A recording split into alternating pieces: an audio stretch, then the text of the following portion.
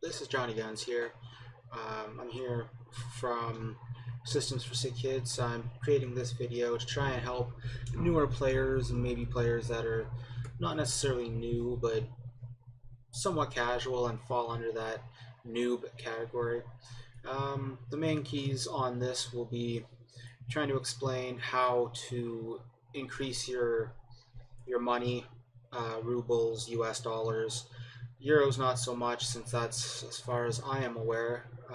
You have to find that or do mechanic quests, so it's kind of a hit or miss on those. But this will hopefully help you a little bit more understand how to make some money, get yourself geared up for bigger raids, maybe raids with your buddies, and just get yourself to a point where you're less worried about your income in this game and more just having fun with it. So the key points we're going to hit on is what is a budget run, how do you increase your profit from these runs, how to increase the trader levels efficiently without using a whole bunch of money, guns and other gears to use when you're doing the budget runs, things that you should take into these raids to help you get through, and how to get somewhat decent at this fucking game, because it is a massive pain in the ass to get even remotely good. So yeah, hopefully this will help you guys out and get you guys going. I know some of these tips I found help me a lot. Alrighty, so number one for this video is what is a budget run? If you watch streamers or you play with friends, like groups of people that play together, you'll occasionally hear the term a budget run. It's fairly self-explanatory. It's a run that you do on a small budget. Now, what you might see if you watch a streamer do a budget run is they go in with an unmodded M4. That's while when you sit on 20 million rubles or 10 million rubles, an M4 would be cheap at that point, but it's still out of reach for a lot of players unless they're lucky, and definitely out of reach for most new players. So a budget run for this is something you can do with minimal cost to you. So going in with a pistol or a hatchet or just a gun you find, a Taz, those are all budget runs. They're the cheapest thing you can pick up, and sometimes not even effectively used. It's just cheap, and it might get the job done. So that is the budget run, something that is cheap and just simply meant to go in, kill something, and get something better. Trading up only. Alright, so when you're doing a budget run, the general tactic is to go cheap and go with something that you don't really mind losing. So the way I generally go is when you first start out, you should have a couple of the PM pistols, and you'll have a few other guns, but I would save those and not use them right away in your first run.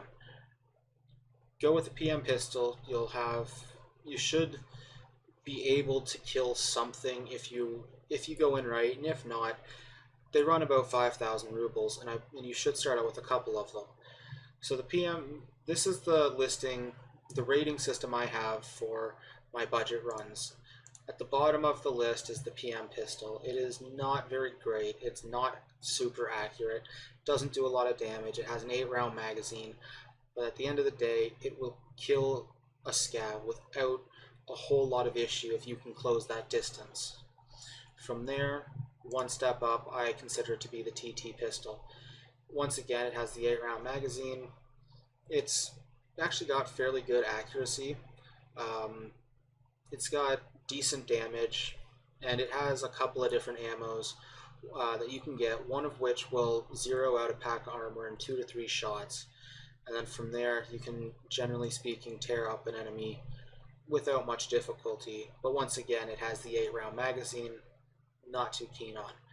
But the PM pistol and the TT pistol are both purchasable from Proper early on in the game, making them your two quickest ways to do the runs. From there, you have your P22 6R pistol, the 9x19, which is one you can find relatively relatively easily.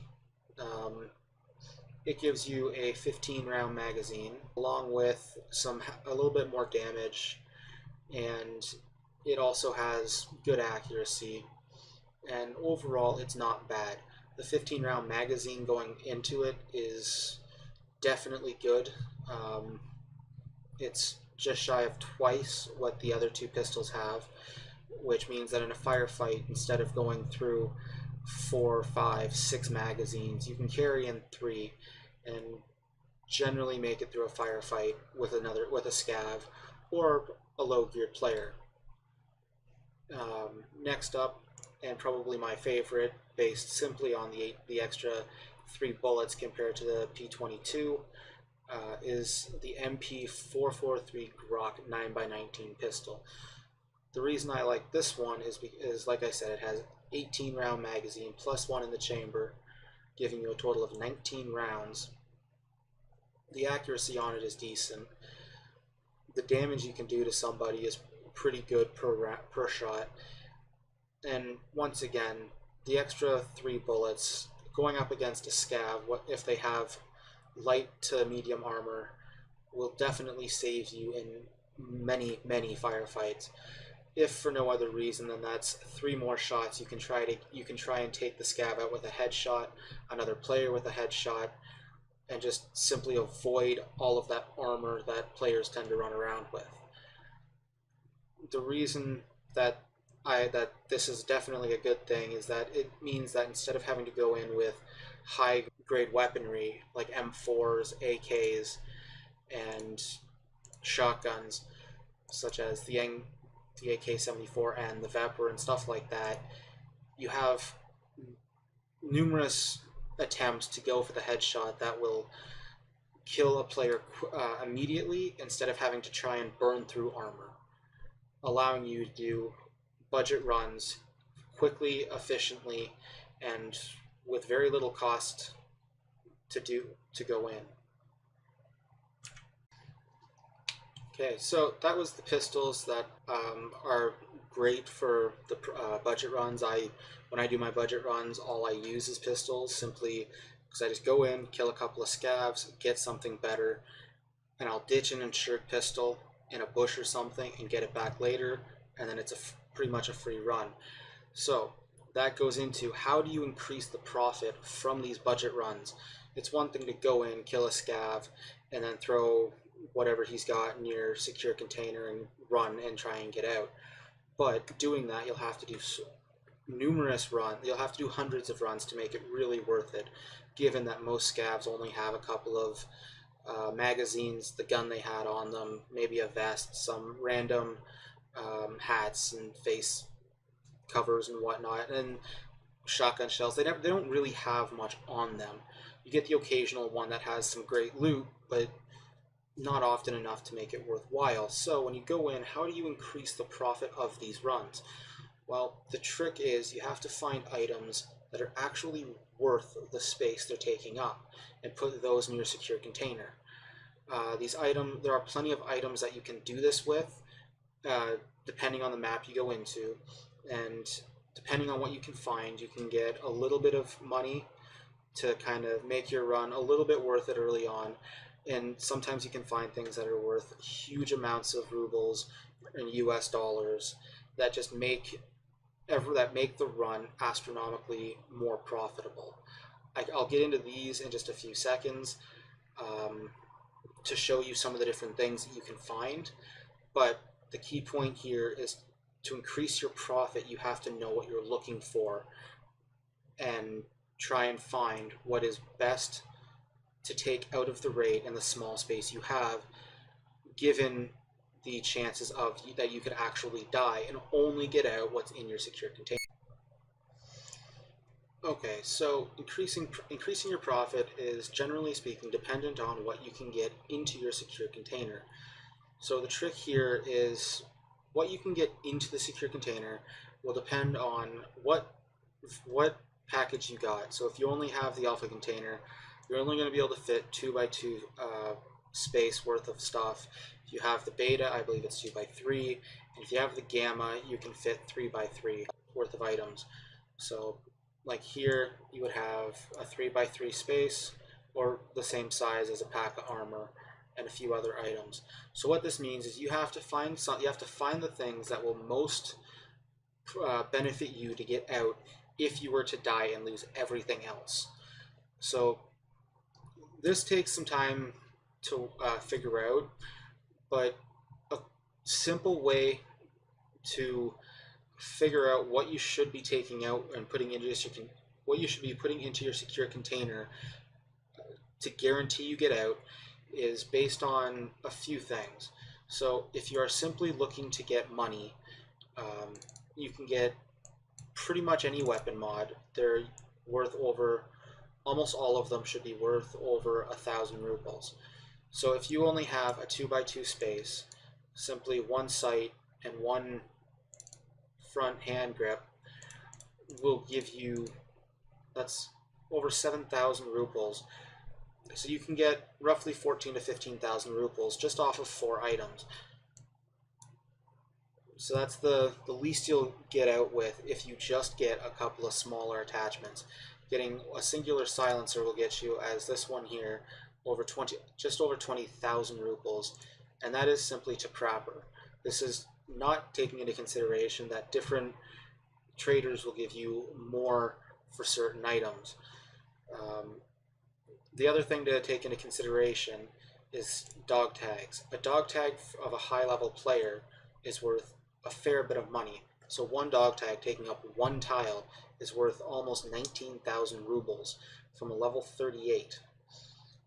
Now you might be sitting there thinking that a level 38 they'll be high geared. Not always, because as some of you may be at this point, just because you're a high level doesn't necessarily mean that you are super rich and have all the money in the world to buy M4s and high level armor. So, you'll see them doing hatchet runs and budget runs like anyone else. So dog tags, if you can get a kill quickly and get the dog tag into your secure container, that will easily make almost any run worth it if they're even remotely intermediate to higher level. And it could be very easy to get that kill and get that dog tag, making it a quick money back. The other thing to watch out for, these different items that just give you a different look cosmetically, they don't sell for a lot, but if that's what you find, that is still a little bit of money. You can throw that into your bag and get out with that. It's not great, but it's something. Another thing is different computer hardware. One tile at 1,376 or 75 rubles isn't great, but it's also a CPU fan, which is a trade item, which brings us to another point. Not everything you take out will necessarily be sold for simple money. Things such as CPU fans, and especially horse figurines, while the horse figurine is large, it is worth a decent amount, given the fact that 3 horse figurines can be traded to skier for a Vepr. The Vepr is a good way, so trading the horse figurines for the Vepr is a good way to increase your weapon stockpile, and if you can get the figurines quickly, you can very quickly gear up and move up through the tiers, up through the ranks, and get yourself set to where you want to be for higher geared raids and more survivability.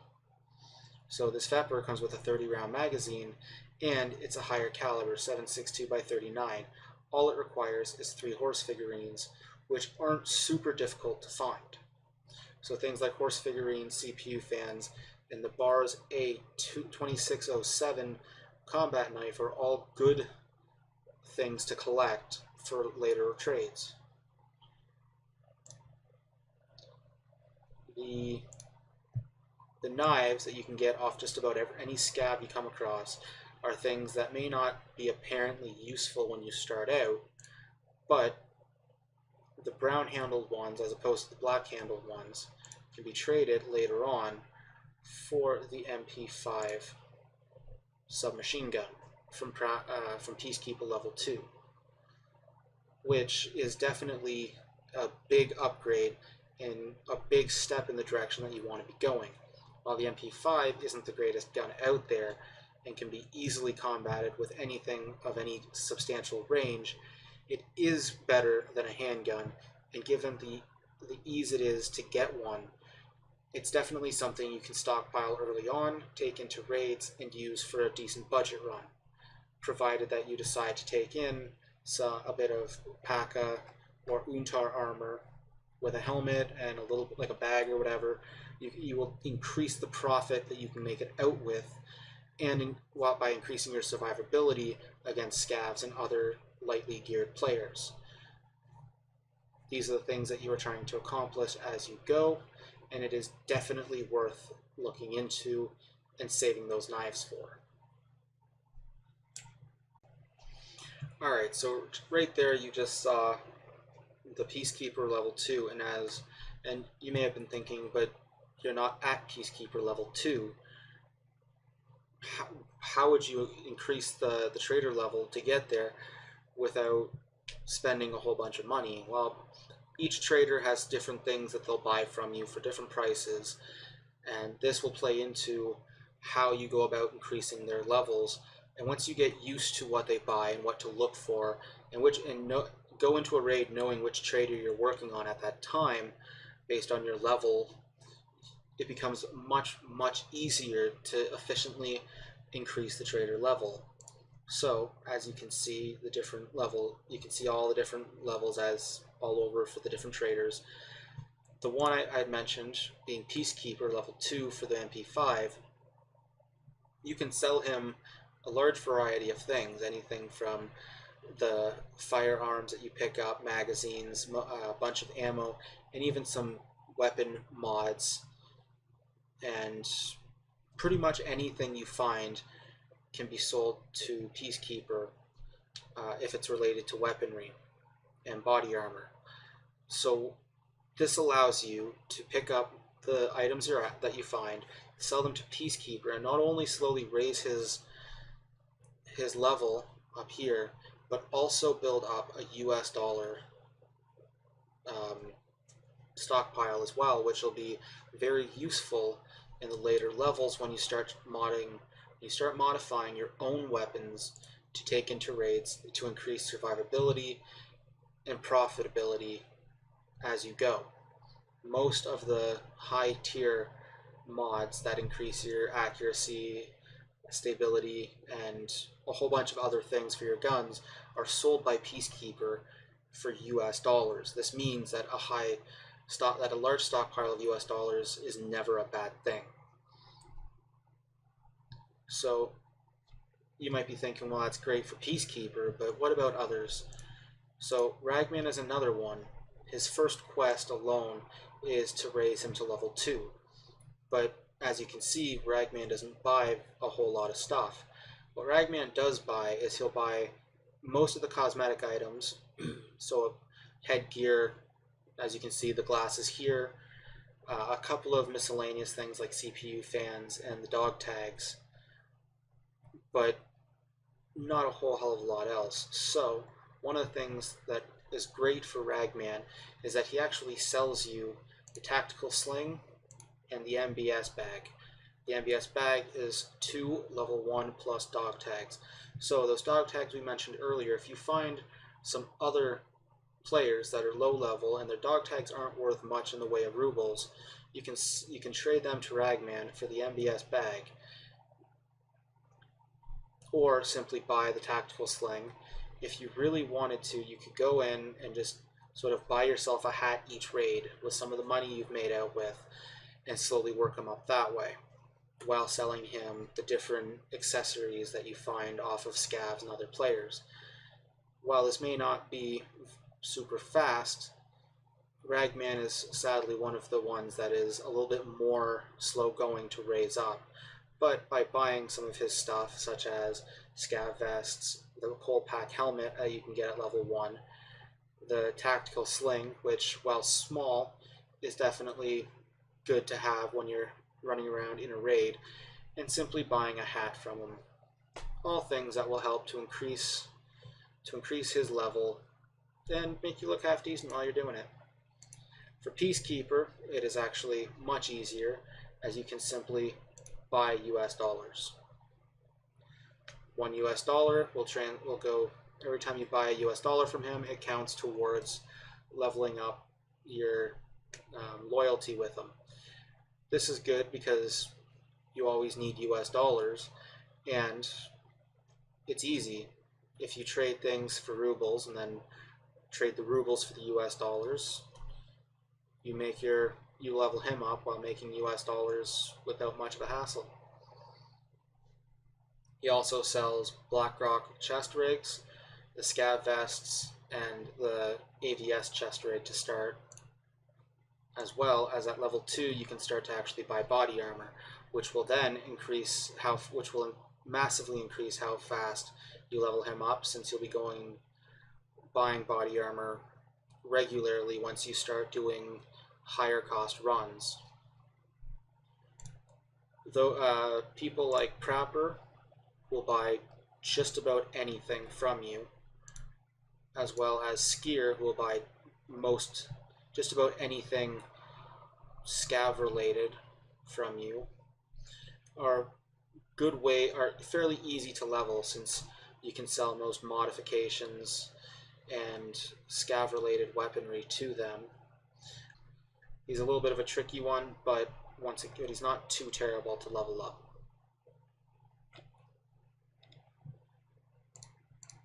Those like Therapist are relatively easy to level up, since going into raids, you'll definitely want to bring in some form of liquid like Russian pineapple juice or a slightly more expensive bottle of water, which if you're working towards actually leveling Therapist, I would just pay the extra 700 rubles and just buy the bottle of water.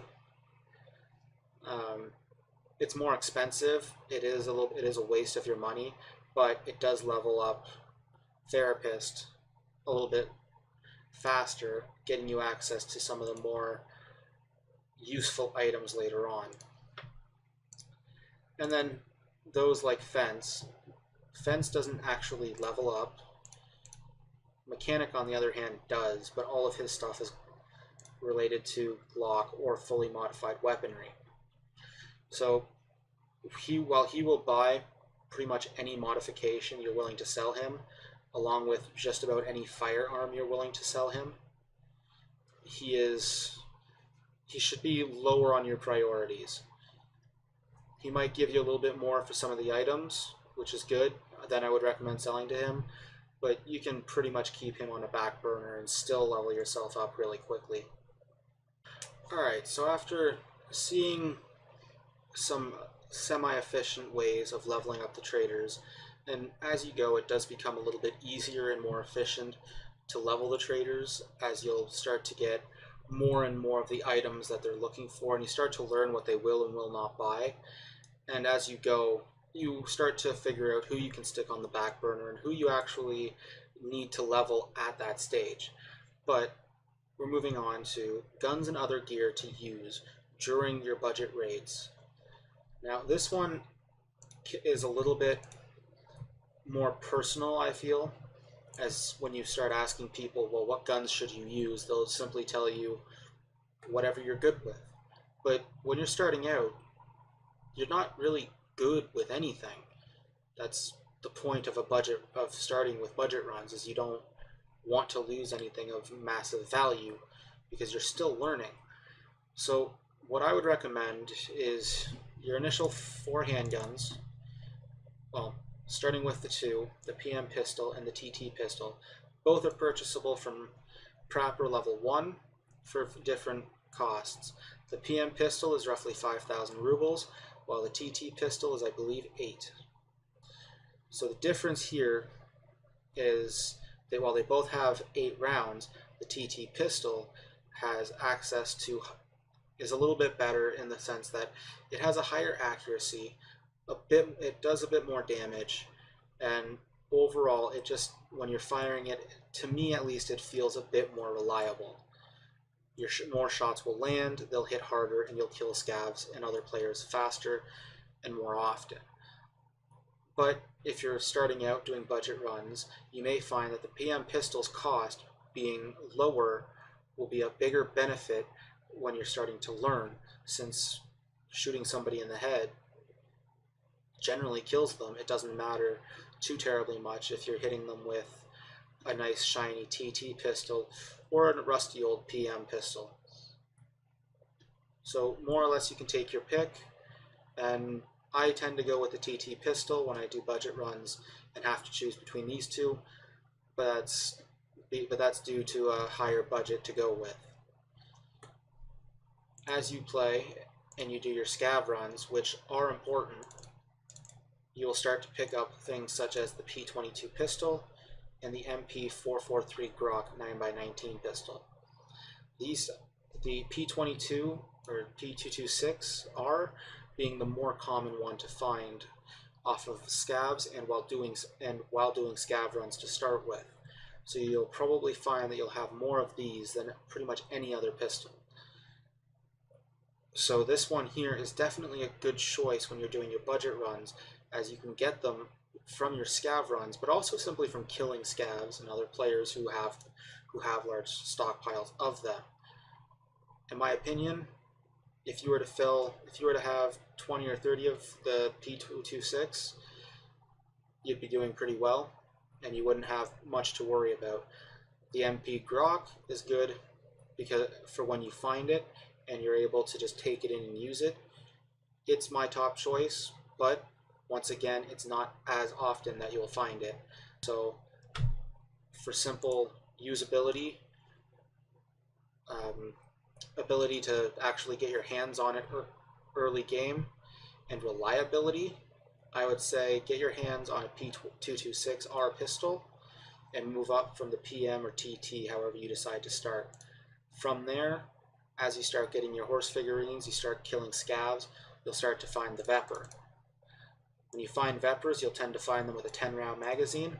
I highly recommend, even for a budget run, if you do decide to bring in a Vepr, get yourself a scav vest, get yourself a 30-round magazine or 3, and that will make your runs much, much better. It's a semi-automatic, like your handguns, but it hits harder. It'll go through plenty of armor, and it will kill your enemies much faster. This here, I feel, is probably the top weapon to use for a budget run for anything with any sort of distance. MP5 winning out if you're going into factory and need to take things out with a lot of bullets quickly.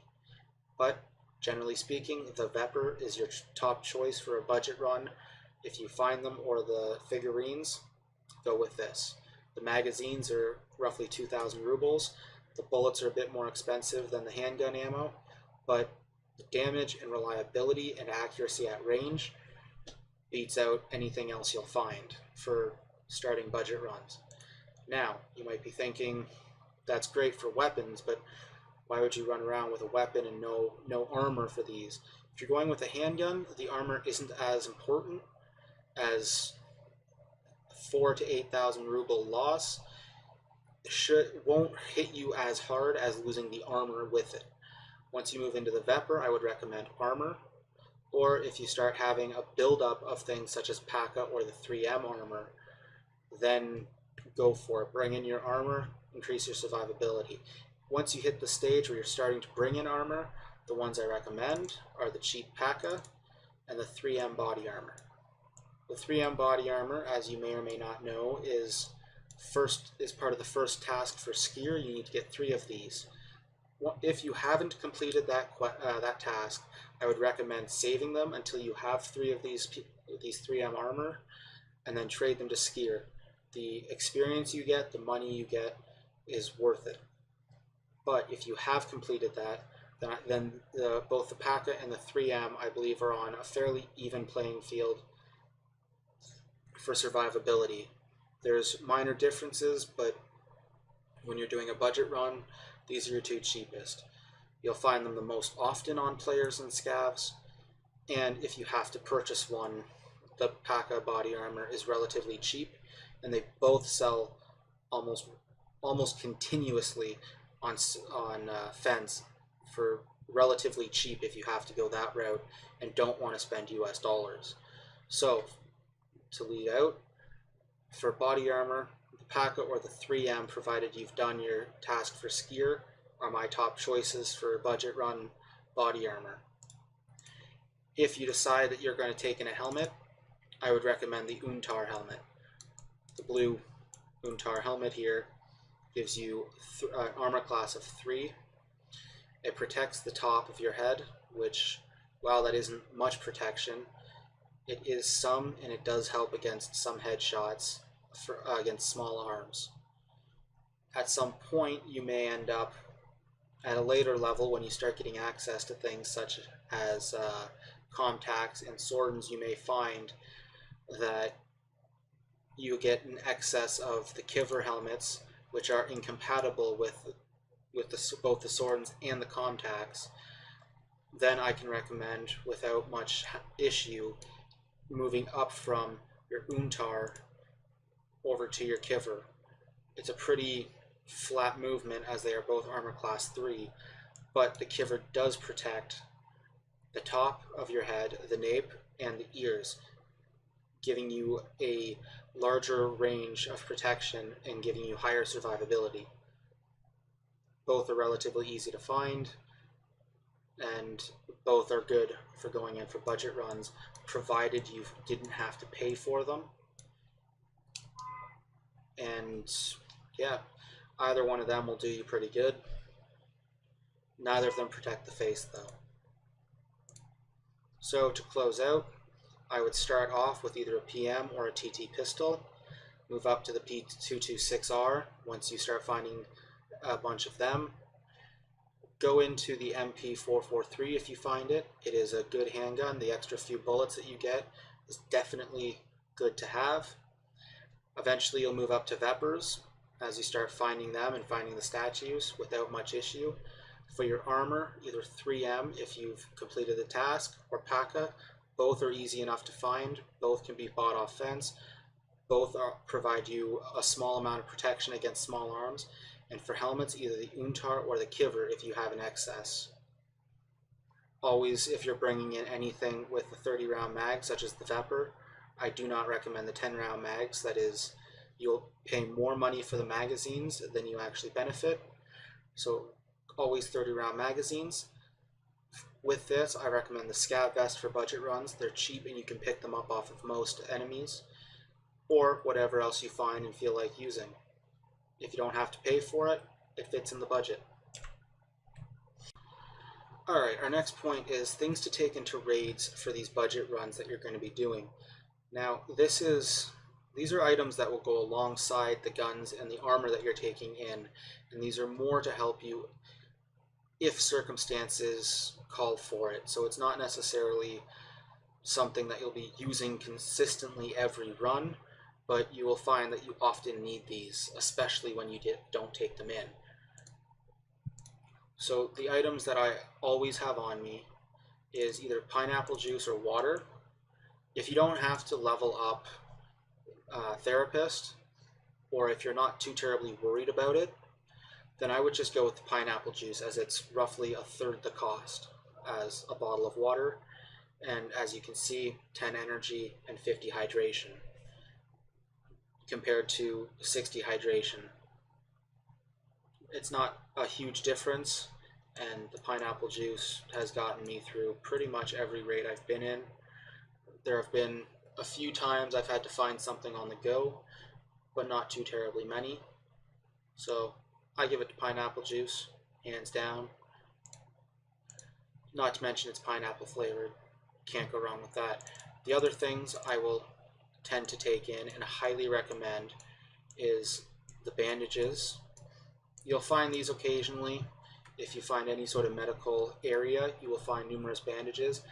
If you have the space, I recommend keeping them. If you can throw them in your pocket and get out, keep them. They're cheap, but it's better if you don't have to pay for it, right?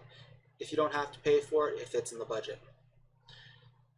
So I would definitely, if you can find them, keep them. If you can't find them, buy them off Therapist and take them in. Just throw them in your secure container. You may not need them, but when you're bleeding out 10 feet from the exit, it's definitely better to use one of these and waste 600 rubles than to die and lose everything. The other thing I recommend is the painkillers, also bought from Therapist. They are good for times where if you take a couple of unlucky shots and you happen to black out a leg or your arm or your stomach, these will help negate some of the effects. In the case of the stomach, if you get shot in the stomach and it blacks out, you will start to lose hydration very quickly. It's 2 to 3 times the normal speed. While this doesn't necessarily reduce the speed at which you lose hydration, it does prevent your character from whining the entire time and thus giving away your position. If you get shot and your arm is blacked out, it makes it much more difficult to accurately aim your firearm, and it will drain your stamina much quicker. Taking these will help negate that effect and make it easier and help you in a firefight to sustain accurate fire. If you black out a leg, you will find that your character will start to limp and have many issues. If you jump, you'll take high damage. If you run, you can't run if your leg is blacked out, but if you pop one of these and start to run, you'll still take damage, but you will at least be able to move faster, which once again, if you're going for an exit, it's better to be able to run to the exit, take a couple of points of damage, and escape, than to get caught limping in the open and take shots and not make it out. The final thing is some form of healing kit. The AI2 healing kit, also referred to by players as tactical cheese, is the cheapest one you can get your hands on, and it does an okay amount. It'll heal you for 100 points if you use it all the way through, but it is cheap beat off of Therapist, and it's something that I would recommend going in with for budget runs. If you're going in with just a handgun, you may not want to go out and buy a carb healing kit or waste a Salua. So the AI2, 1 or 2 of these, 3 if you feel like it, depending on how worried you are about taking shots, are definitely something I would throw into your emergency kit. These are 3 things that I would definitely take into every raid with you, no matter what you're doing. Pineapple juice for anything that you think you're going to be in for more than 15 to 30 minutes. And then eventually you'll be able to move into bringing in Saluas, which you can throw into your secure container and use from there by simply right-clicking and hitting use.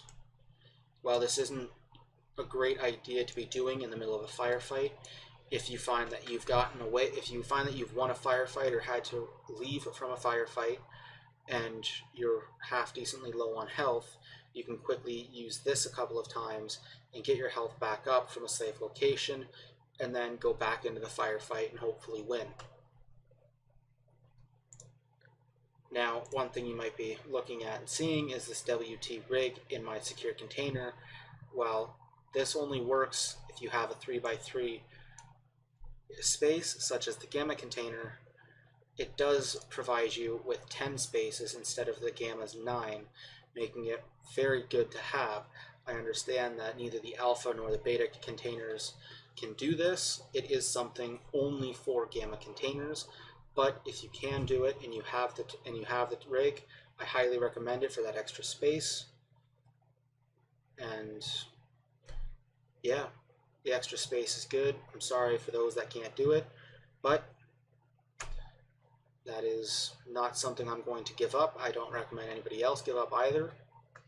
And it does allow for easy spacing, extra slot if you need it, which you always will. And then the only other thing I can recommend bringing in is extra magazines. If you watch other streamers go in for long runs, they always bring in spare bullets to load into the magazines. For budget runs, if you're going with a handgun, I recommend 2 extra loaded magazines, maybe 3, depending on your accuracy and your confidence. And that would be it. I wouldn't recommend bringing in more bullets, since the point is to kill something and take their gun, and ditch your gun to get it back in at a later time through the insurance. So those are my recommendations to take in along with anything else along with your weapons and armor is pineapple juice, bandage, painkillers, AI2 or better if you have it, 2 to 3 extra magazines, and the WT rig if you can fit it into your tactical container. Alright, now for the last point here, how to get somewhat decent at this fucking game. So anyone who's played this for any length of time has noticed that when you go into a raid, the players can be a pain in the ass since they're usually highly geared and willing to kill you immediately just for your dog tag and experience. And scavs can be anywhere from shooting at a wall, they don't move and they die quickly, to just absolutely and utterly insane, coming around a corner to be headshot from across the mall or across the hallway or from an open field where you don't even see them, just taking a headshot because they saw you from across the map. So what I would recommend for getting better at the game, you'll hear people say learn the maps offline, do hatchet runs offline, hunt scavs offline. Screw that. Do your hatchet runs or your handgun runs online. Go onto Google, look at the map extractions, and learn the maps. If you're scared to go in with a handgun, not knowing the map, go in with a hatchet. People hate when people go in with hatchets, even though everyone's been there. People hate it because when they kill you, they get nothing out of it. It's like going to a casino and having the casino pay for your bets. You lose nothing if you die. I recommend learning the maps online for one simple reason. Anything you kill, you keep. If you kill an NPC or a player with the hatchet, you get experience from it.